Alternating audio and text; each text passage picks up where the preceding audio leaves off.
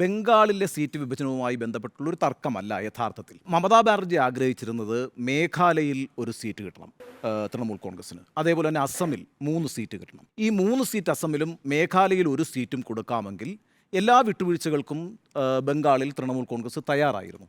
എന്നാൽ കോൺഗ്രസിനെ സംബന്ധിച്ച് മേഘാലയയിലോ അസാമിലോ അത്തരത്തിലൊരു വിട്ടുവീഴ്ച സാധ്യമായിരുന്നില്ല. അപ്പോൾ പ്രധാനമായിട്ടുള്ള പ്രശ്നം വെച്ചാൽ മേഘാലയയിൽ ആകെ 2 സീറ്റാണ് ഉള്ളത് ലോക്സഭയിലേക്ക്.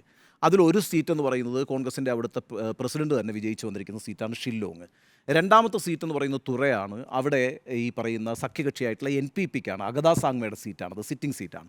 അപ്പോൾ അവിടെ രണ്ടിടത്തും കോംപ്രമൈസ് ചെയ്യാൻ എന്തായാലും കോൺഗ്രസിന് കഴിയുമായിരുന്നില്ല.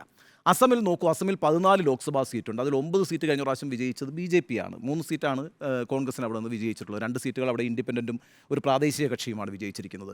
അവിടെ വേണമെങ്കിൽ കോൺഗ്രസിന് വിട്ടുവീഴ്ച ചെയ്യാമായിരുന്നു. പക്ഷേ അവിടുത്തെ ഒരു പ്രശ്നം എന്താണെന്ന് വെച്ചാൽ അവിടെ തൃണമൂൽ കോൺഗ്രസ് എങ്ങനെയാണ് രൂപപ്പെട്ടത്? തൃണമൂൽ കോൺഗ്രസ് രൂപപ്പെട്ടത് കോൺഗ്രസിനെ ഭിന്നിപ്പിച്ചുകൊണ്ടാണ്.